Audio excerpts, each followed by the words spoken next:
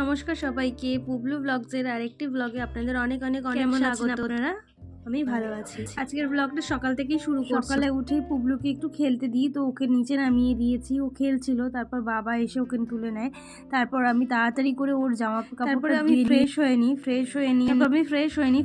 নিয়ে ওকে আগে খাইয়ে দিই। তারপর আমি ব্রেকফাস্ট করি। যতক্ষণ আমি কাজ করছি ততক্ষণ পুবলু বাবার কাছেই থাকি। বাবা ওকে এদিক ওদিক ঘোরায়। সকালবেলা গরম জল খাচ্ছিল এবং ও খাওয়ার জন্য লাফালাফি করছিল, তো বাবাও একটু একটু করে ওকে মুখে দিচ্ছিল। ওর খাবারটা আমি রেডি করতে থাকি। পুবলু ঘুম থেকে ওঠার পর ওকে একটু খেলতে দিই, তারপরই আমি ওকে খাওয়াই। ওকে খাওয়ানো হচ্ছে একটা সবচেয়ে বড় কাজ আমার। সারাদিনে যদি এই কাজটা করতে পারি তাহলে মনে হয় সব কাজই ঠিক। আর যখন এই কাজটাই ঠিকঠাক হয় না তখন মনটা একটু খারাপ হয়ে যায়। আমি হয়তো ভালো মা হতে পারছি না বা ভালোভাবে ওকে রাখতে পারছি না। একটু রোগা বলে সবাই এসে বলে তুমি ওকে খাওয়াও, তুমি ওকে ভালোভাবে খাওয়াও। যখন কেউ এসে আমাকে বলে যে ভালোভাবে ওকে খাওয়াও, তখন আমার মনে হয় হয়তো আমি ওকে ভালোভাবে খাওয়াতে পারছি না। হতেই পারে আমি হয়তো সেই রকম ভাবে খাওয়াতে পারছি না, কারণ আমি নতুন মা, তো আস্তে ধীরে হয়তো সবই আমি খাইয়ে খাওয়াতে গেলে আমাকে চাঁদ পাহাড় তারা সবই দেখাতে হয়।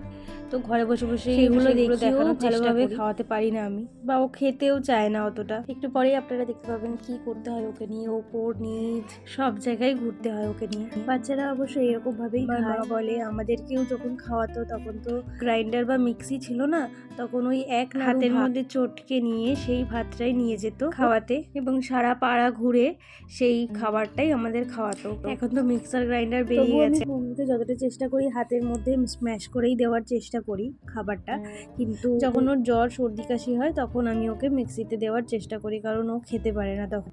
এই যে দেখতেই পাচ্ছেন খাবে না, ও না খেয়েও নাচবে, এদিকে যাবে ওইদিকে যাবে। আর ওইদিকে ওর মিমি দরজা বন্ধ করে দিয়েছে, কারণ মিমি অফিস যাবে বলে দরজা বন্ধ করে দিয়েছে, আর ও যাবে ওখানেই যাবে। পুবলু যে কোনো জিনিস সব সময় মুখে দেয়, হাত দিয়ে কেড়ে নিতেই কান্না শুরু হয়ে গেছে। আর মা এখানে আটা মেখে রেখেছে, রুটি হবে সকালবেলা। আর এটা হচ্ছে দুপুরের রান্না, কই মাছের ঝাল হচ্ছে, ফুলকপি আলু ভাজা আর কুমড়ো আলু কড়াইশুঁটি দিয়ে মা একটা সকালের তরকারি করেছিল। পুবলু হাতেটা তুলে নিয়ে বললাম একটু আগে ও যে কোনো জিনিস নিয়ে মুখে কাঠের খুন্তিটা তুলে নিয়েও মুখে। এই যে মা এখানে রান্না করছে আর ও মায়ের সাথে রান্না করবে বলে বলছিল মাকে খুন্তিটা দাও, আমি নাড়ি। রান্না হয়ে গেছে, দুপুরের লাঞ্চটা আমরা করে নিচ্ছি। টাটা, দেখা হচ্ছে আবার নতুন কোনো ভিডিওতে।